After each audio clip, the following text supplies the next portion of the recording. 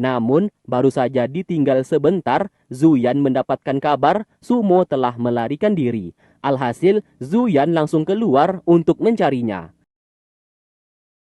Ternyata, Sumo telah ditangkap oleh seorang jenderal dari klan Bai yang bernama Feng Lin. Di sana, Zuyan memohon untuk melepaskan Sumo karena ia adalah budak miliknya. Namun Feng Lin tidak mau melepaskannya karena tugasnya saat ini menangkap manusia duyung. Akibat tidak ada titik tengahnya, terpaksa Zuyan mengambil Sumo secara paksa dan menyerang kuda yang dipakai oleh Feng Lin supaya tidak terkendali.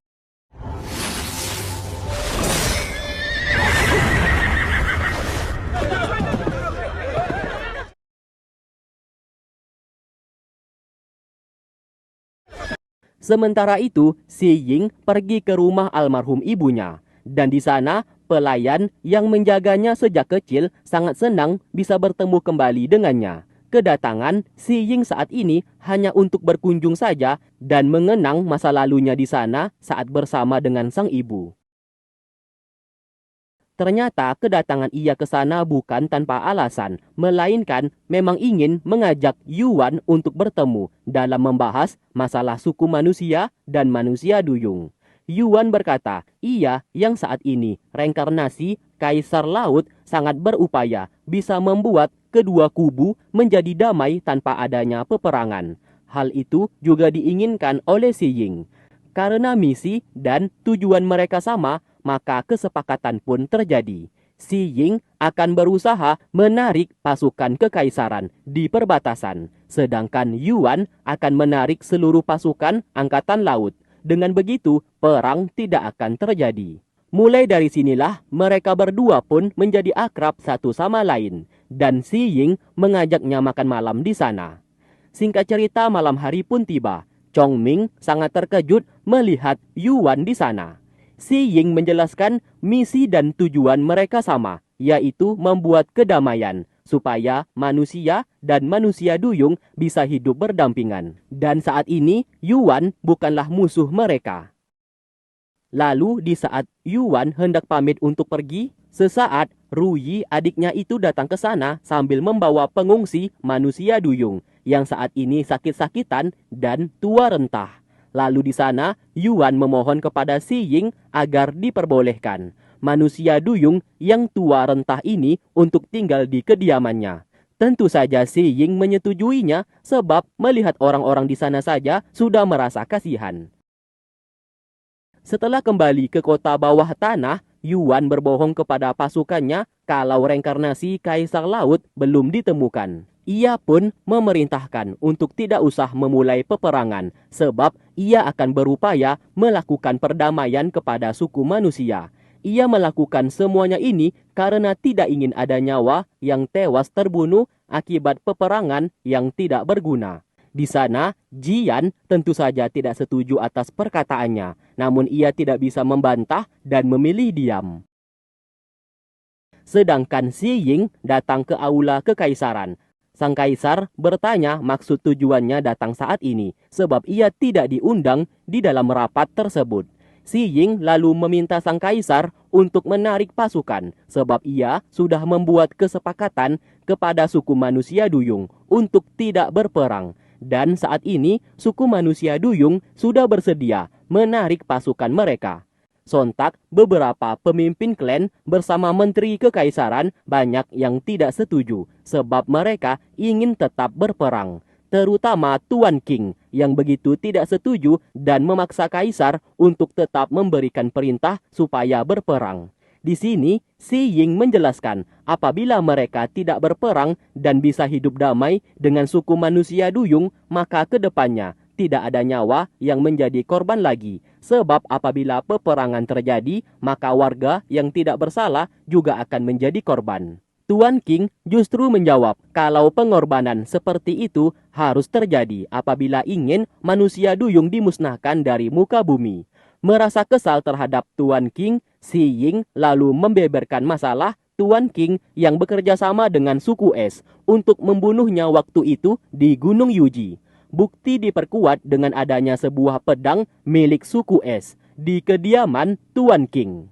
Melihat hal itu, Tuan King lalu mengeles kalau pedang itu bukanlah miliknya. Namun sayang, Si Ying memiliki bukti lain, pecahan dari sebuah pedang yang digunakan oleh pasukan milik Tuan King. Pecahan pedang itu sama persis seperti pedang milik suku Es. Pedang yang berasal dari suku Es memiliki aura dingin yang membuat pasukan milik Tuan King saat ini banyak yang jatuh sakit akibat menggunakannya. Karena sudah terpojok, Tuan King tidak bisa mengelak lagi dan memohon ampun kepada Kaisar. Ia menjelaskan alasan ia menggunakan pedang dari suku Es karena ia kira pedang itu sangat tangguh dan kuat. Maka dari itu ia berikan kepada pasukannya. Untuk masalah kerjasama dengan suku Es, ia tidak pernah melakukan itu. Ketiga pemimpin klan di sana lalu meminta Kaisar untuk menghukum Tuan King karena bagaimanapun juga sudah berhubungan langsung dengan suku Es. Si Ying tiba-tiba memotong pembicaraan dan meminta Kaisar untuk tidak menghukum Tuan King sebab bagaimanapun juga Tuan King sudah banyak membuat jasa untuk kekaisaran. Atas permintaan Si Ying, sang kaisar pun memaafkan Tuan King dan memaksanya untuk berterima kasih kepada Si Ying. Dengan sangat terpaksa, Tuan King meminta maaf sekaligus berterima kasih kepadanya. Di sini Kaisar memutuskan untuk mengikuti permintaan dari Si Ying, yaitu menarik seluruh pasukan kekaisaran dari perbatasan. Singkatnya, ia menghampiri seseorang di penjara, yang dimana orang tersebut merupakan kaki tangan dari Tuan King yang membeli pedang dari suku Es. Pria itu yang ketakutan akhirnya mau mengakui kesalahannya dan akan membocorkan keberadaan suku Es saat ini. Baru saja hendak berbicara, tiba-tiba ia dibunuh oleh seseorang. Melihat hal itu, Si Ying segera mengejar. Di sana, Si Ying mengejar pembunuh tersebut. Namun sesaat rumah itu seketika berubah menjadi sebuah lorong dan ia menyadari mereka terkena sebuah ilusi. Lantas ia pun menyuruh Chong Ming untuk menunggu di luar. Setelah masuk ke sebuah ruangan, Si Ying dibawa ke sebuah tempat dan bertemu dengan pemimpin suku Es yang ternyata adalah leluhur Gunung Yuji atau bisa dikatakan pemimpin Gunung Yuji terdahulu. Ia merupakan orang yang menciptakan perguruan Gunung Yuji tersebut. Terkuak sebuah fakta alasan ia menjadi pemimpin suku Es untuk balas dendam kepada kekaisaran sebab istrinya tewas terbunuh. Namun ia tidak menceritakan bagaimana bisa istrinya terbunuh. Intinya, ia hanya memiliki dendam saja kepada kekaisaran saat ini. Yang lebih mengejutkannya lagi, pria tersebut adalah kakeknya Si Ying, ayah dari ibunya. Menyadari Si Ying hendak menegakkan keadilan untuk umat manusia, ia pun mengurungkan niatnya untuk balas dendam dan meminta Si Ying untuk membunuhnya supaya bisa menyusul sang istri. Masalah 10 penyihir suku Es sudah ia bunuh semuanya. Di sana, Si Ying terpaksa membunuhnya supaya suku Es binasa demi ketentraman umat manusia. Sementara di perbatasan, Feng Lin yang menjabat sebagai jenderal dari klan Bai berniat menyandera suku manusia duyung dan hendak mengambil bola mata mereka yang merupakan mutiara. Namun usahanya dicegah oleh Gang yang sadar niat jahat dari Feng Lin. Ia pun tidak akan membiarkannya berbuat sekeji itu sebab bagaimanapun juga manusia duyung di sana sudah tidak berdaya. Lantas ia pun mengambil alih para sandera saat ini untuk ditempatkan yang lebih aman. Feng Lin yang melihat Gang selalu mengganggu rencananya menjadi kesal dan akan membuat perhitungan kepadanya. Di malam hari, Yuan menghampiri Si Ying dan ia akan menceritakan semua hal kepadanya. Alasan ia berada di klan Qi dan menjaga Zuyan. 200 tahun yang lalu, ia memiliki seorang kekasih yang merupakan tuan putri dari klan Qi atau bisa dikatakan nenek buyutnya Zuyan. Namun dikala itu, tuan putri yang sangat ia cintai tewas saat berperang. Siapa sangka setelah klan Qi berganti generasi, Zuyan lahir ke dunia yang dimana wajahnya sangat mirip seperti kekasihnya. Saat ini ia sadar Zuyan sangat mencintai Si Ying. Maka dari itu ia ingin Si Ying untuk menjaganya. Setelah mendengarkan perkataan Yuan sesaat, Si Ying pergi sebentar untuk melihat bulan. Mulai dari sinilah ia bertekad untuk belajar mencintai Zuyan. Secara kebetulan, Zuyan juga melihat bulan yang sama, namun berbeda tempat. Keesokan harinya, Si Ying ke rumah Zuyan, sedangkan Zuyan yang sadar sang guru datang ke kamarnya lalu sibuk merapikan kamarnya yang sangat berantakan. Di sana, Si Ying menuliskan resep obat untuknya. Dan di sana juga, Zuyan berusaha menyembunyikan barang-barangnya yang berantakan. Tanpa sadar, posisi mereka berdua begitu sangat dekat, yang membuat Si Ying jadi salah tingkah.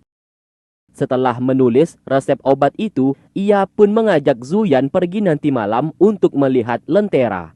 Mendengarkan hal tersebut membuat Zuyan sedikit syok karena baru pertama kalinya sang guru mengajaknya jalan-jalan. Tentu saja ia setuju dan tidak menyia-nyiakan kesempatan tersebut. Di sore hari, mereka berdua pun janjian bertemu, dan Zuyan mencoba berpenampilan seperti gurunya. Saat sedang jalan-jalan, Zuyan mengajaknya singgah melihat lukisan, sambil menjelaskan makna di setiap lukisan tersebut, yang padahal ia hanya mengarang saja supaya terlihat pintar.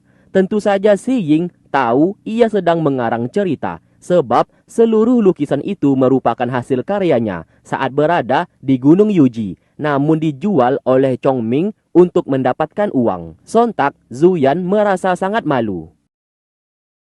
Tak terasa malam hari pun tiba, festival lentera sudah dimulai. Semua warga pergi ke pasar untuk merayakannya. Di sana, Si Ying menggenggam tangannya karena takut ia akan berpisah dan tersesat sendirian di kerumunan orang-orang. Melihat hal itu, hati Zuyan seketika berbunga-bunga. Ia pun tidak henti-hentinya senyum-senyum sendiri. Setelah itu, Si Ying pergi ke toko wayang kulit dan meminta beberapa kertas. Sementara itu, Su Yu yang sedang berada di kamar dirawat oleh ibunya. Ia beralasan terluka seperti itu karena diserang binatang buas. Sang ibu yang tahu anaknya ini sedang berbohong hanya memilih diam. Karena bagaimanapun juga, Su Yu sejak awal memang tidak ingin pergi ke perbatasan. Sesaat, pelayan mengabarkan kalau Si Ying telah datang untuk menjenguk. Selir Yun mempersilahkannya masuk ke dalam. Lalu ia pun keluar dan merencanakan sesuatu hal, yang dimana ia akan memberikan obat untuk Su Yu. Mangkuk yang dipakai akan dilumuri sebuah racun, sehingga Si Ying yang memegangnya akan tewas keracunan.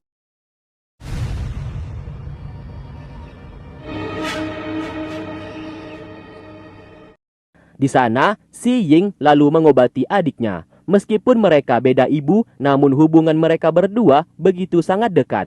Ia juga memberikan mutiara kepada Su Yu, yang apabila merasakan sakit, maka mutiara tersebut dapat meredakan rasa sakitnya.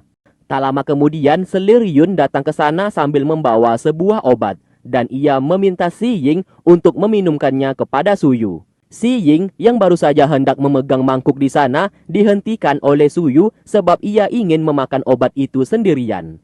Seketika Selir Yun langsung menghentikannya dan Si Ying juga menepis obat itu hingga terjatuh. Mutiara tadi lalu terjatuh ke bawah dan mengenai pecahan mangkuk di sana. Seketika Si Ying sadar di mangkuk itu terdapat racun yang apabila dipegang saja akan bisa mati. Tentu saja Su Yu menduga semuanya ini memang ulah dari ibunya yang ingin membunuh Si Ying. Di sana sang ibu mengeles kalau bukan ia yang melakukannya dan justru menyalahkan pelayan di sana.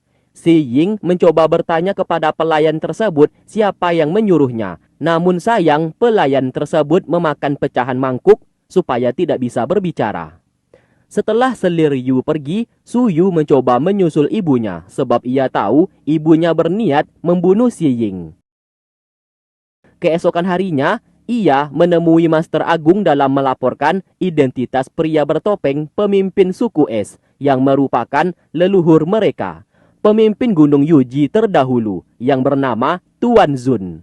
Setelah menceritakan semuanya, Master Agung sangat terkejut kenapa leluhur mereka ingin menghancurkan kekaisaran. Apabila alasannya ingin balas dendam atas kematian istrinya, jelas hal itu sangat tidak masuk akal. Sang master curiga pasti terdapat sesuatu hal yang disembunyikan oleh Tuan Zun dan mulai meragukan kematiannya. Si Ying berkata ia berani bersumpah kalau Tuan Zun tewas di tangannya atas permintaannya sendiri. Dan kini suku Es sudah binasa bersamaan dengan 10 penyihirnya. Lalu setelah itu, ia memanggil Gang bersama Feng Lin dan memberikan mereka berdua sebuah tugas untuk mengawasi pergerakan dari pasukan angkatan laut. Apabila ada yang mencurigakan, segera lapor kepadanya. Di sana, Gang siap menjalankan perintahnya, namun tidak dengan Feng Lin, yang seperti tidak suka kepada Si Ying. Di sini, mereka sebenarnya satu keluarga, berasal dari klan Bai. Namun, tingkah Feng Lin seperti merendahkan Si Ying yang dianggap baru turun gunung namun sudah sok-sokan mengatur strategi untuk kekaisaran.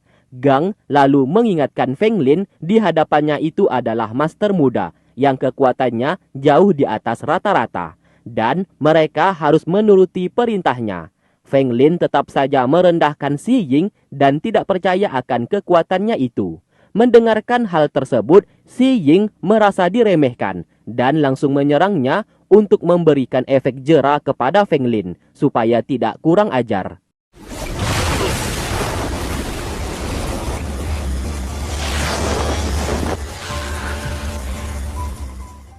Sedangkan di luar, Zuyan ingin menemuinya. Namun Master Agung melarang sebab ia saat ini berencana menjodohkan Si Ying kepada Sulu. Zuyan sangat terkejut mendengarkan hal itu dan bagaimana mungkin satu keluarga menikah. Mengingat Si Ying dan Sulu berasal dari klan Bai yang sama.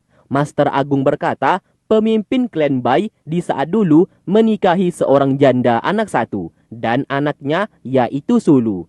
Secara garis darah, Sulu dan Si Ying bukanlah saudara kandung. Lalu Master Agung berkata apabila Zuyan tetap bersikeras ingin menemui gurunya, ia akan membawanya untuk melihat kedekatan Sulu bersama Si Ying. Sulu terlihat sudah dekat dengan Si Ying, yang padahal semuanya ini memang sudah disetting sebelumnya, yang seolah-olah Sulu dan Si Ying terlihat begitu dekat. Padahal Sulu di sana hanya sedang mengantar makanan saja. Melihat hal tersebut, Zuyan merasa patah hati dan pergi dari sana. Lalu, Si Ying seketika kontak batin dan merasa Zuyan berada di luar. Dengan segera ia pun pergi mengecek. Ternyata dugaannya benar, ia pun bertanya apa yang dilakukan Zuyan datang ke sana. Zuyan yang kebingungan lalu berbohong kalau ia ingin bertemu dengan Suli. Sesaat, Si Ying mengajaknya jalan-jalan nanti sore sebab ia ingin membelikan sebuah barang untuknya. Dari kejauhan, Sulu melihat mereka berdua dan Master Agung meminta ia mendekati Si Ying. Sebab apabila ia bisa menikah dengannya, maka ia akan menjadi permaisuri. Karena cepat atau lambat, Si Ying akan naik tahta menjadi seorang kaisar. Singkat cerita, mereka berdua pun bertemu di sebuah tempat. Si Ying mengajaknya ke sana untuk menonton pertunjukan wayang kulit, sebab ia sangat menyukainya. Saat sedang menonton, Zuyan terus kepikiran mengenai perkataan Master Agung dan merasa sakit hati. Ia pun takut untuk bertanya apakah sang guru mencintainya atau tidak. Selesai menonton, Zuyan diajak ke toko perhiasan sebab Si Ying meminta bantuannya untuk mencarikan perhiasan yang sangat bagus. Di sini, ia sebenarnya ingin memberikan surprise kepada Zuyan, namun masih merahasiakannya. Sedangkan Zuyan justru sebaliknya. Ia berpikir perhiasan itu dibeli oleh sang guru untuk dihadiahkan kepada Sulu. Setelah memilih perhiasan yang sangat bagus, Zuyan memberikan kepadanya dan meminta izin untuk pulang karena tidak enak badan. Si Ying segera membayar perhiasan tersebut dan ingin memberikan kepada Zuyan. Namun sayang, Zuyan sudah menghilang.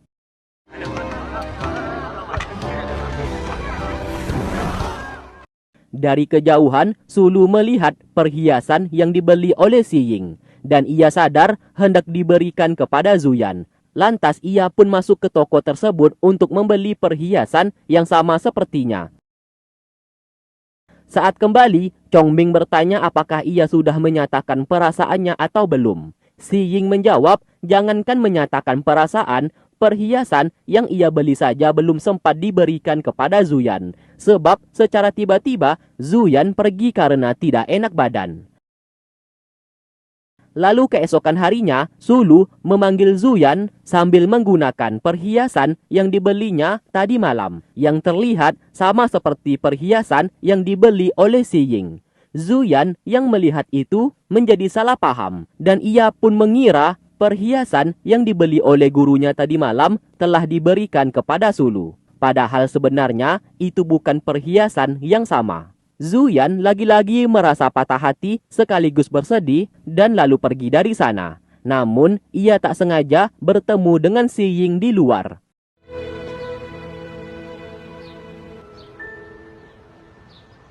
Di sana, si Ying berkata sudah membulatkan tekadnya untuk melepaskan jubah Gunung Yuji dan hidup di dunia fana. Mendengarkan hal itu, lagi-lagi Zuyan salah sangka dan mengira apa yang dilakukan oleh gurunya saat ini demi Sulu. Tanpa ia sadar, sang guru melakukan ini demi bisa hidup bersamanya.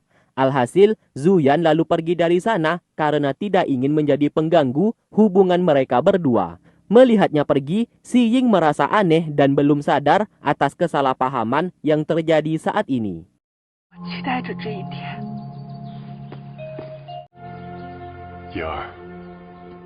Sementara itu, hubungan antara Suli dan pangeran kedua justru semakin membaik. Mereka berdua pun lebih romantis dan melakukan adegan 21++ di atas ranjang. Di perbatasan, Gang melapor kalau pasukan angkatan laut sudah pergi dan menepati janji mereka. Kini, mereka pun juga bisa meninggalkan perbatasan. Mendengarkan hal tersebut, si Ying merasa senang. Akhirnya perdamaian kedua kubu berhasil dilakukan. Lalu malam harinya, Zuyan menyendiri karena galau atas hubungan gurunya dengan Suyu. Sumo menemaninya di sana. Namun tiba-tiba bintang di langit menjadi sangat terang, yang menyebabkan Sumo merintih kesakitan. Dengan segera ia membawanya ke salah satu tabib untuk disembuhkan, karena mengira Sumo sedang sakit. Setelah diperiksa, tabib di sana menyadari anak kecil itu adalah reinkarnasi Kaisar Laut. Ia pun berpura-pura membawanya naik ke atas dengan alasan untuk disembuhkan, dan melarang Zuyan untuk ikut naik ke atas. Zuyan awalnya percaya saja, hingga pada suatu ketika ia pun mulai curiga sebab sudah menunggu sekitar 30 menit si tabib tidak kunjung keluar. Lantas ia segera naik ke atas dan mendapati kamar itu sudah kosong. Ia bersama pasukannya pun mulai panik dan mencari keberadaan Sumo yang telah diculik oleh si tabib. Tak jauh dari sana, tabib itu ternyata menyerahkan Sumo kepada Jian dan berkata anak kecil tersebut adalah reinkarnasi Kaisar Laut yang dibawa oleh Zuyan. Mendengarkan hal itu, Jian menyadari selama ini Yuan telah menipunya dan menyembunyikan reinkarnasi Kaisar Laut kepada Zuyan. Si tabib diberikan mutiara mata duyung sebagai hadiah. Namun sayang di saat ia hendak pergi, Jian langsung membunuhnya di tempat.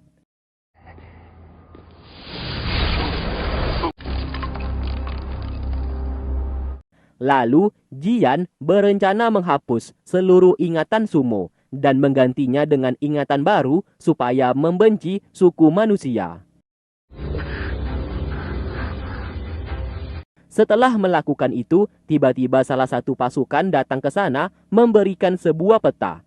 Saat dilihat, Jian sangat terkejut. Peta itu merupakan wilayah kekaisaran. Siapa sangka yang memberikan peta itu kepada mereka adalah Feng Lin untuk membuat peperangan. Jian begitu sangat senang sebab angkatan laut mereka bisa menyerang suku manusia sekaligus kekaisaran menggunakan peta tersebut. Di waktu bersamaan, Si Ying bersama Master Agung melihat ramalan kalau suku manusia akan dilanda kehancuran. Melihat ramalan itu, Si Ying tidak percaya sebab ia sudah membuat suku manusia duyung untuk berdamai dan tidak berperang. Tidak mungkin suku manusia saat ini akan dilanda kehancuran. Siapa sangka keesokan harinya, di saat Zuyan sedang mencari keberadaan Sumo, tiba-tiba pasukan angkatan laut menyerang umat manusia secara membabi buta, tanpa pandang bulu. Mau itu anak kecil atau orang tua, dibunuh semuanya. Melihat hal itu, Zuyan yang kebetulan berada di sana langsung melawan mereka.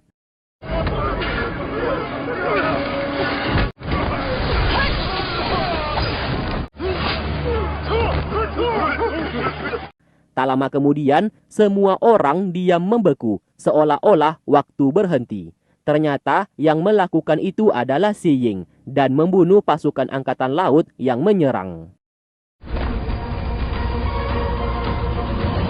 Lalu di sana, Master Agung berkata kalau Yuan sudah berkhianat. Buktinya, pasukan angkatan laut masih menyerang umat manusia secara keji. Lantas, Si Ying akan pergi mencari Yuan untuk meminta penjelasan atas masalah saat ini. Di malam hari, pembantaian masih berlangsung. Satu keluarga dibunuh secara tragis tanpa ampun. Yuan segera datang ke sana untuk menghentikan mereka.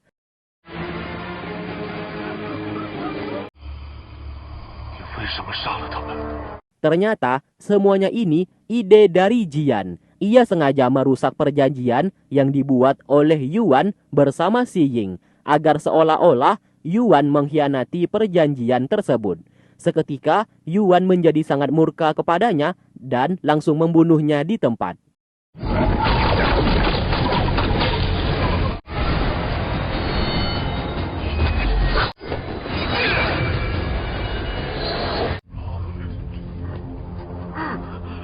Setelah melakukan itu, ia pun memerintahkan seluruh pasukannya untuk menuruti perkataannya dan pergi meninggalkan tempat tersebut. Dan jangan ada satupun dari mereka yang membunuh manusia lagi. Apabila mereka berani melakukannya, maka Yuan akan membunuh mereka satu persatu.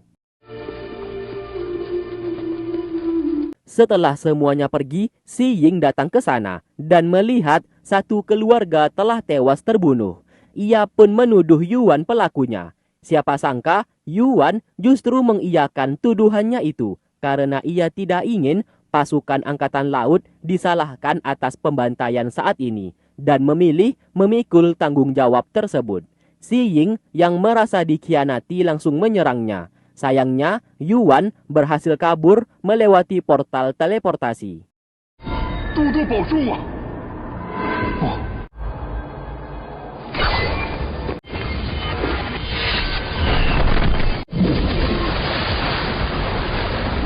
Tak lama setelah itu, Zuyan datang ke sana dan sangat terkejut melihat mayat yang bergelimpangan di tanah. Sang guru berkata, semuanya ini ulah dari Yuan yang mengkhianati perjanjian mereka. Di sini Zuyan tidak percaya akan hal tersebut sebab ia sangat kenal sifat dan karakter Yuan seperti apa, yang tidak mungkin melakukan semuanya ini.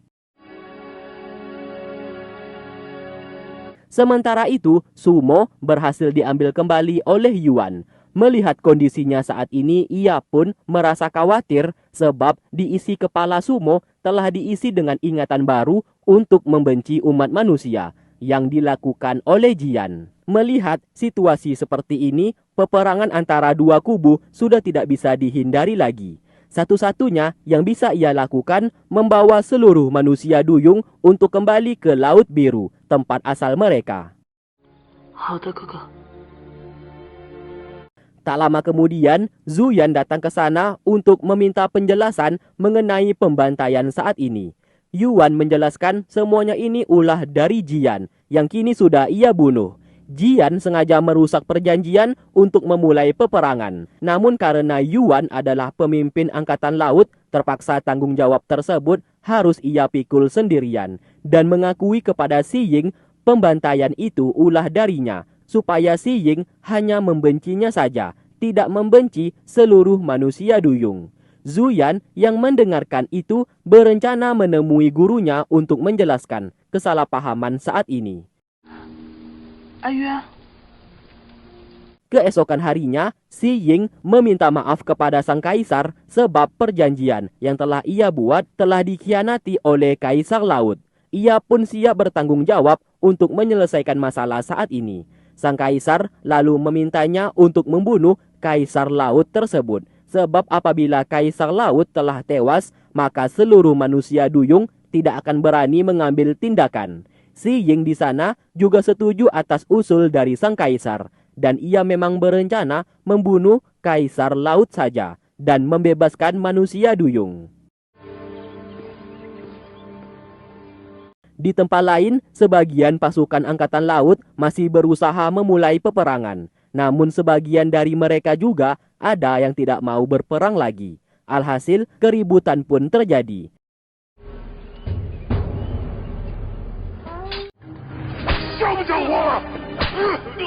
Yuan datang ke sana dan membunuh salah satu pria yang menghasut mereka untuk berperang. Sesaat, ia mengambil sebuah surat kecil dari saku baju pria tadi yang ternyata berasal dari Feng Lin yang menyuruh pasukan angkatan laut untuk memulai peperangan. Lalu, Yuan mengajak mereka semua kembali ke Laut Biru, tempat asal mereka, supaya bisa selamat. Semua pasukan pun setuju dan mulai pergi. Tak lama setelah itu, Feng Lin bersama pasukannya datang ke sana yang ternyata Feng Lin sengaja mengirim surat kepada pasukan angkatan laut untuk memulai peperangan supaya nanti ia bisa membunuh mereka semua di sana dan mendapatkan jasa. Secara kebetulan, Gang menemukan surat dari Feng Lin yang terjatuh di tanah. Ia pun terkejut. Feng Lin orang yang membantu pasukan angkatan laut untuk memulai peperangan. Namun ia segera menyembunyikan surat tersebut. Feng Lin tentu saja sadar suratnya kini berada di tangan Gang dan menjadi ketar-ketir. Di malam hari, ia pun menemui adiknya yaitu Sulu dan meminta ia mengambil surat miliknya dari tangan Gang. Awalnya, Sulu menolak, namun sang kakak terus memaksanya. Karena isi surat itu merupakan rahasia kejahatannya untuk memulai peperangan. Ia melakukan itu supaya perang terjadi, dengan begitu ia bisa menghabisi seluruh manusia duyung dan mendapatkan jasa. Sontak, Sulu sangat terkejut mendengarkannya. Keesokan harinya, Sulu terpaksa menemui Gang dan sesaat Gang segera menyembunyikan surat tersebut. Lalu di sana, Sulu meminta maaf atas segala perbuatannya dan telah sadar selama ini ia sebenarnya sangat mencintainya. Ia pun ingin melepaskan semua ambisinya supaya bisa hidup bahagia bersamanya. Mendengarkan hal tersebut, Gang begitu sangat senang karena terbawa suasana, mereka berdua pun berciuman. Dan di saat itulah Sulu mengambil kesempatan untuk mengambil surat tersebut.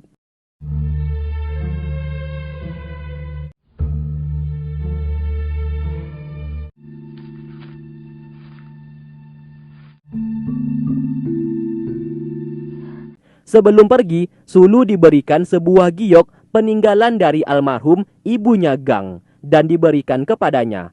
Dari sinilah Sulu mulai merasa bersalah atas apa yang ia lakukan. Karena sebenarnya ia memang sangat mencintai Gang. Namun ia terpaksa menipu Gang saat ini untuk mendapatkan surat itu.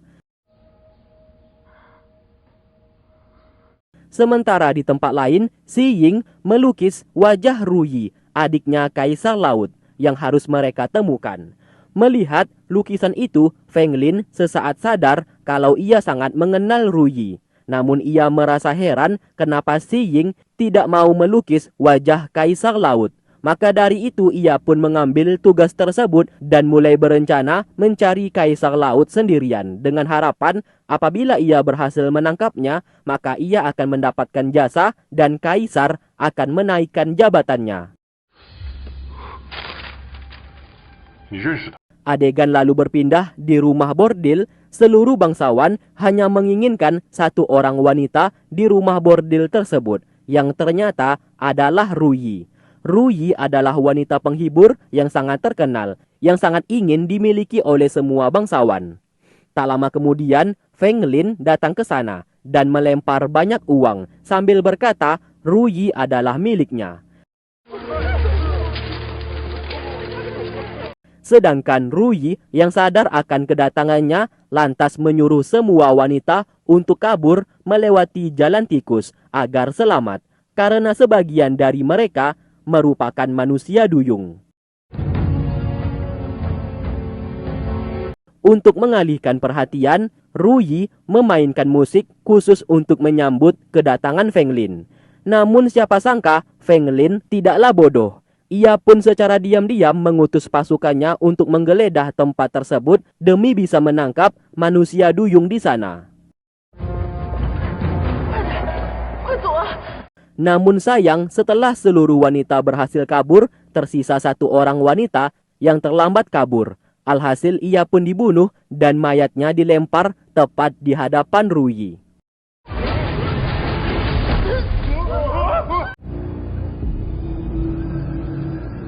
Singkat cerita, Ruyi diikat, wajahnya penuh luka sehabis disiksa oleh Feng Lin. Di sana Feng Lin tidak menyangka Ruyi yang ia kenal adalah manusia duyung. Ia pun memaksanya untuk memberitahukan keberadaan Kaisar Laut. Tentu saja Ruyi tidak akan mau memberitahukannya dan memilih dibunuh saja olehnya. Feng Lin lalu memasukkan sebuah pil ke mulutnya. Pil itu berguna menghapus seluruh ingatannya karena ia merasa hawa keberadaan Si Ying yang sebentar lagi akan datang ke tempat itu. Dan benar saja, Si Ying datang ke sana dan memukul Feng Lin sebab sudah berani menyiksa tawanan. Padahal perintahnya sejak awal hanya menangkap Ruyi, bukan menyiksanya. Feng Lin terpaksa meminta maaf dan pergi dari sana. Ruyi lalu dilepaskan oleh Si Ying dan mengobati lukanya. Di sana, Si Ying meminta ia untuk memberitahukan keberadaan Yuan kakaknya itu. Namun Ruyi menjawab ia tidak tahu. Sesaat ia menceritakan sebuah kebenaran di masa lalu kepada Si Ying. 10 tahun yang lalu, Jian memerintahkan Sui untuk pergi ke kaisaran agar bisa menjadi selir sang kaisar. Sui diberikan tugas untuk membunuh Si Ying yang dikala itu masih kecil. Sebab Jian takut Si Ying akan menjadi penghambat untuk mereka. Karena diketahui Si Ying yang baru berumur 8 tahun sudah memiliki bela diri tingkat tinggi dan sangat berbakat. Maka dari itu, Sui yang sudah menjadi selir sang kaisar sengaja melakukan bunuh diri supaya bisa memfitnah Si Ying sebagai pelakunya. Dan satu hal lagi, rumah bordil ini diciptakan untuk mengumpulkan segala informasi dari kekaisaran dalam menghancurkan umat manusia. Setelah menceritakan semuanya, ia pun tak sadarkan diri. Si Ying segera memberikan energi kepadanya untuk bisa bertahan hidup. Dan sesaat ia sadar, Feng Lin telah memasukkan pil penghancur ingatan, yang dimana setelah Ruyi sadar, ia akan lupa ingatan.